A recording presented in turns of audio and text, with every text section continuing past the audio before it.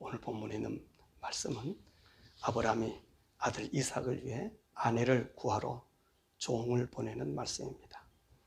왜 아브라함은 이 종에게 아들의 아내를 찾아오도록 하였을까요? 그럼 이 종이 어떤 종이기에 이런 막중한 임무를 수행할 수 있었느냐 하는 것입니다. 그럼 이 종은 누구일까요?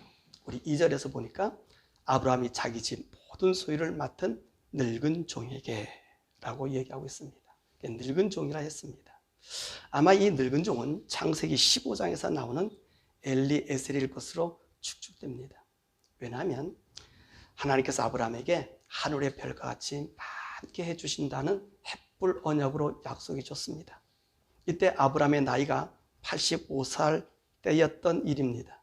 그때 아브라함은 하나님께 뭐라고 말씀하시죠? 나의 상속자는 바로 이 다메섹의 엘리에셀입니다 라고 하나님 앞에 강력하게 추천한 인물입니다. 이러보건대 이 엘리에셀을 아브라함에게 있어서는 자식과 같이 아주 충실하고 헌신적인 사람인 것을 알 수 있습니다. 바로 이 엘리에셀이 약 55년이란 세월이 흘러서 주인의 아들 이삭의 신부를 찾아 나섰다는 것입니다. 오늘 본문의 말씀을 살펴보면 이 종은 아브라함에게 있어서 한 부분처럼 여긴 사람이었으므로 오늘 그의 사타구니에 손을 넣게 한 것으로 보아서 아주 성실하고 충실하고 어쩌면 아브라함의 일부와 같은 종이었다고 생각되어집니다. 자, 그러면 이 종은 어떤 사람이었길래 이와 같이 아브라함에게 인정받았으며 그 아내를 찾아오도록 하였을까요? 하는 것입니다. 이 종은요, 오늘 본문의 말씀처럼 우리가 알 수 있지만 하나님의 뜻을 온전히 구한 사람이었다는 것입니다. 아브라함이 이 종에게 무엇이라고 말을 합니까? 하나님, 이곳 가나안에서 내 아들 이삭을 위해 아내를 구하지 말고 내 고향 족속에게 가서 이삭의 아내를 구해오라, 그렇게 말씀했습니다. 뿐만 아니라 너가 갈 때에 우리 이삭도 데려가지 말고 너만 가서 그 이삭의 아내를 찾아가지고 오라고 한 것입니다. 참으로 이것은요, 이 모래밭에서 바늘을 찾는 것과 같은 것일 것입니다. 누가 어디서 온 사람인지도 모르는 늙은 사람의 말을 듣고 또 그가 말하는 신랑이 젊었는지 늙었는지 건강한지 불구자인지도 모르는 그에게 시집을 오겠다고 또 시집을 보내겠다고 보낼 사람이 어디 있겠습니까? 그런데 이 종은 그 말을 듣고 그 불합리한 조건에서도 하란으로 떠나지 않았습니까? 그는 하란 우물가에 도착했을 때 그리고 그는 하나님께 기도합니다. 24장 12절에서부터 14절의 말씀을 보시면 그가 이르되 우리 주인 아브라함의 하나님 여호와여 원하건대 오늘 나에게 순조롭게 만나게 하사 내 주인 아브라함에게 은혜를 베푸소서. 성중 사람의 딸들이 물기르러 나오겠사오니 내가 우물 곁에 서 있다가 한 소녀에게 이르기를 청한데 너는 물동이를 기울여 나로 마시게 하라 하리니 그의 대답이 마시라 내가 당신의 낙타에게도 마시게 하라 하면 그는 주께서 주의 종 이삭을 위하여 정하신 자라.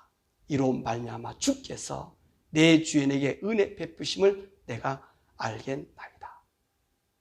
여러분, 오늘 이분이 기도한 기도의 조건, 젊은 딸, 어린 여인으로서 이것을 감당하기 쉬울까요? 어려운 얘기입니다. 물론 나그네에게 물은 줄 수 있습니다. 그러나 그의 낙타에게 물을 마시게 한다는 일은 보통 힘든 일이 아닙니다. 더욱이 이 종이 끌고 간 낙타가 한 마리가 아니라 오늘 10마리라고 말하고 있습니다. 이 10마리의 낙타에게 물을 먹인다는 것은 엄청난 고생을 들인 희생이 없고서 될 수 없는 일인 것입니다. 바로 이런 일을 하나님께 간구한 것입니다. 이런 일을 행하는 소녀가 바로 하나님께서 이삭에게 준비한 여인이라는 믿음이 있었던 것입니다. 그런데 오늘 리브가가 이런 일을 행하였다는 것입니다. 그럼 왜 이 종은 이런 어려운 일을 정하였을까요? 아마도 이 종은 자기 주인 이삭의 아내 될 사람이 이런 일을 감당해야 한다고 생각한 것 같습니다. 왜 그랬을까요? 이삭은 어떤 사람입니까? 하나님의 약속을 이룰 사람입니다. 모든 민족의 복의 통로가 될 사람으로 아브라함의 복을 모든 사람에게 주어야 될 사람이기 때문에 그렇습니다. 뿐만 아니라 이 아브라함의 복을 아브라함에게서 뿐만 아니라 모리아 산에서부터 하나님의 약속을 입은 사람으로 인쳐졌기 때문에 그렇습니다. 그러므로 그의 아내 또한 이와 같은 뜻을 이루어야 하는 것입니다. 마치 그 여주인 사라와 같은 여인을 바라는 것입니다. 그렇게 되려면 적어도 이와 같은 조건이 충족되어야 되지 않았겠습니까? 열국의 어미로서 천하 만민의 어미가 될 사람의 자격이 되어 있어야지 않겠냐는 것입니다. 그래서 그는 이삭에 맞는 아내를 선별할 목표를 정한 것입니다. 나그네를 귀히 여길 줄 아는 여인, 사람을 사랑할 줄 아는 여인, 그리고 봉사의 손길을 가진 여인을 찾았습니다. 왜 이런 일이 필요하다고요? 아브라함의 가문을 잇고 그 가문의 영광을 위해 그 가문에 걸맞는 규칙이 정해져 그것을 이행할 수 있는 여자야 되었던 것입니다. 왜냐하면 이 이삭을 통해서 아브라함 복이 모든 세상에 전해져야 되기 때문에 이 복에 전해줄 수 있는 가장 합당한 여인, 그분이 선택의 기준이 된 것입니다. 이런 일을 위해서는 자신의 눈높이가 아니라 하나님의 눈으로 볼 수 있도록 기도한 사람이었던 것입니다. 그리고 나서 그는 이 리브가가 그런 일을 행했습니다. 그리고 이 엘리에셀은 또 한 가지 실험을 합니다. 그것이 뭐지요? 그 여인에게 코골이와 그리고 한 쌍의 팔찌를 줍니다. 이것은 무엇을 의미합니까? 다름 아닌 이 노인네가 너를 아내로 맞이하겠다는 혼인의 약조물인 것입니다. 이것을 건넨 거예요. 왜 이것을 건넸습니까? 21절에 그 말씀이 있습니다. 그 사람이 그를 묵묵히 주목하며, 그를 누굽니까? 바로 리브가입니다. 리브가를 묵묵히 주목해 보았습니다. 그러니까 여호와께서 과연 평탄한 길을 주신 여부를 알고자 했다는 거예요. 정말 하나님께서 말씀하신 그 뜻이 정말 맞는지 아닌지를 확인하는 것이었습니다. 그렇습니다. 참으로 매사에 하나님의 뜻을 살핀 사람이 이 종임을 우리가 알 수 있는 것입니다. 우리는 우리 생각하고 보고 느낀 것으로 판단하고 결정합니다. 이것은 어디까지나 우리의 기준이요 나의 규정인 것입니다. 그러나 하나님의 뜻을 살피는 사람은 하나님이 준비하시고 이끌어 주시는 그것을 찾는 것입니다. 또한 이 종은 하나님을 경배하는 사람이었습니다. 이런 자신의 조건을 충족한 리브가를 만났습니다. 그러자 그는 곧바로 하나님께 경배하였습니다. 또한 밀가의 아들 부두엘과 그의 모든 가족들 앞에서 이제까지 되어온 모든 일을 전하고 난 다음에 리브가를 이삭의 아내로 준다고 결정하자 그는 어떤 행동을 하죠? 또 그 자리에서 우리 창조주 하나님 앞에 경배를 돌리지 않았습니까? 인간의 가장 아름다운 것은 창조주 하나님을 경배하는 것입니다. 인간이 인간다워지는 것은 하나님을 경배하는 일인 것입니다. 하나님을 경배한 일은 그분을 안다는 말입니다. 하나님을 아는 자만이 하나님을 경배할 수 있습니다. 이 엘리에셀은 하나님을 참 잘 알았습니다. 그는 아브라함을 따라 모든 일을 함께 하였습니다. 그러면서 하나님이 어떤 분이심을 참으로 잘 알았다는 것입니다. 그래서 그는 이 하나님을 경배하는 삶이 그에게 있어서 오늘과 같이 이 일을 보면서 어찌 하나님 앞에 경배를 돌리지 않을 수 있었겠습니까? 하나님께 경배한다는 것은 바로 그분을 찬양하는 것이지. 이 엘리에셀은 이런 일이 자기 눈앞에 펼쳐지자 하나님께 경배하며 그분을 찬양합니다. 어떻게 이런 일이 있을 수 있습니까? 이 모든 것, 이 모든 길을 인도하신 것은 하나님께서 이 길을 형통하게 하실 뿐만 아니라 그분의 원함으로 되어진 것을 고백하였다는 것입니다. 인생의 아름다움은 하나님을 경배하고 찬양하여 그분께 영광을 돌려드리는 것입니다. 인생이 하나님을 경배하고 찬양하게 되면 결코 인간들은 범죄하지 않습니다. 인간의 범죄는 하나님께 경배한 일을 버렸기 때문인 것입니다. 하나님을 경배하며 찬양하는 그곳에는 죄가 역사할 수 없는 것입니다. 바로 이 일을 이 종이 보인 것입니다. 뿐만 아니라 이 종은 자신의 일락을 즐기며 인생을 산 사람이 아니라 오직 주인이 기뻐한 일에 그 즐거움으로 살았던 사람인 것입니다. 무엇을 우리가 알 수 있지요? 바로 리브가를 이삭의 아내로 허락받고 나서 바로 그 다음 날입니다. 이 종은 곧바로 하란을 떠납니다. 우리 같으면 어떻게 하겠습니까? 모처럼 먼 곳에 왔고 또 문명이 발달한 곳이 하란이 아닙니까? 그곳에 머물면서 구경도 하고 맛있는 것도 먹고 먼 길을 왔으니 피로도 풀고 그래서 몸과 마음을 충족하고 상쾌하고 나서 돌아오면 좋지 않겠습니까? 그런데 이 종은 그러지 않았습니다. 곧바로 즉시 돌아옵니다. 이는 무엇을 말하고 있습니까? 이 종이 그 주인 아브라함을 기쁘게 하며 살았다고 하는 증거인 것입니다. 지금 아브라함, 그는 무엇을 애타게 기다리고 있지요? 이 종이 돌아오는 일입니다. 이 종이 좋은 소식을 가지고 돌아온 그것을 지금 기다리고 있지 않겠습니까? 그런 주인을 기쁘게 드리기 위해 그는 그 피곤함보다 그의 즐김보다 주인의 기다림을 먼저 생각한 것입니다. 이것이 이 종 엘리에셀의 모습인 것입니다. 자, 오늘 또 여기서 우리는 한 가지 의문점이 또한 생길 수 있습니다. 하나님 왜 가나안이 아닌 하란에서 이삭의 아내를 찾도록 하였을까 하는 것입니다. 하나님께서는요, 우리 인생 모두를 살피시고 그분의 뜻을 따라 사는 사람을 찾는다는 것입니다. 바로 그 여인, 하나님이 찾으시는 그 여인이 가나안 땅에서가 아니라 아브라함의 고향집에 있었기 때문이라는 것입니다. 그러면 이 헤브론에서 하란까지 길이 얼마나 될까요? 한 800km나 되는 것입니다.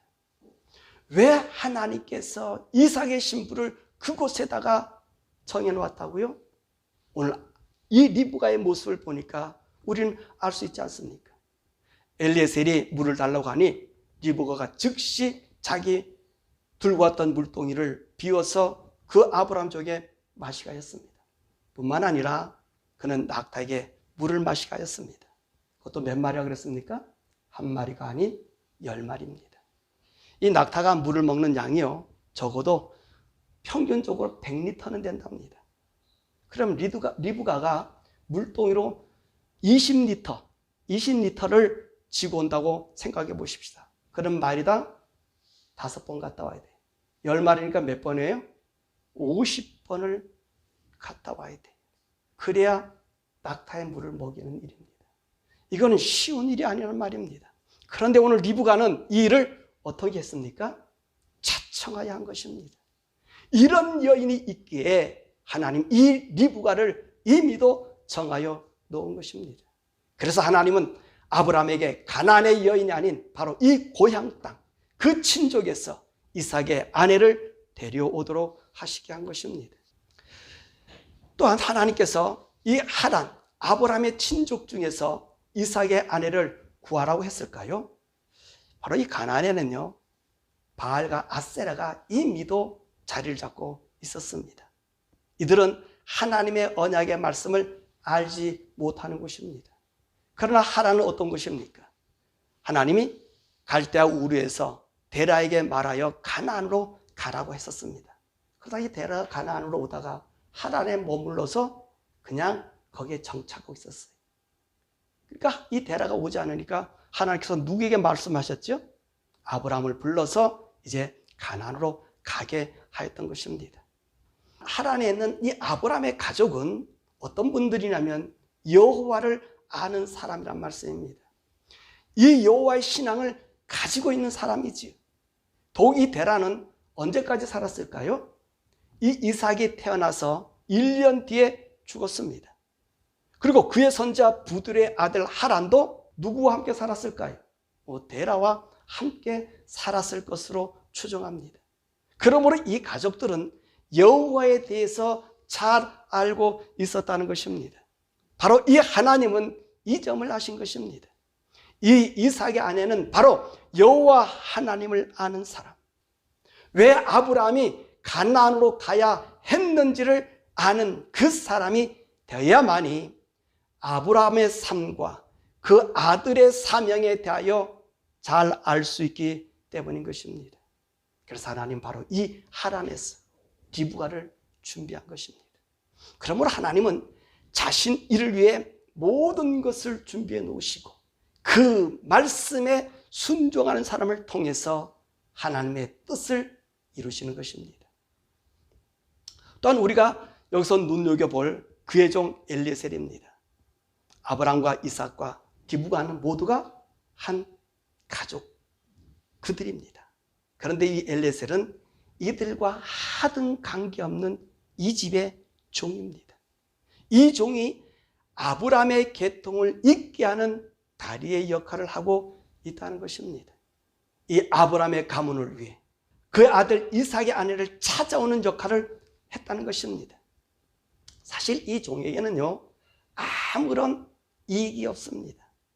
그의 삶은 오직 종으로서 끝나고 마는 그런 인생입니다.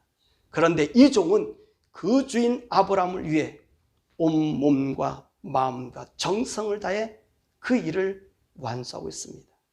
이런 종이었기에 아브라함은 그의 아들의 아내를 얻는 일에 이 종에게 모든 고난을 맡긴 것입니다.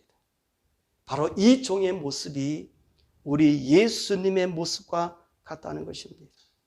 예수님은 하나님의 명령을 의지하여 저 높고 높은 하늘 영광의 보좌를 버리시고 이 낮고 낮은 이 세상에, 이 죄악 세상에 종으로 오셨습니다.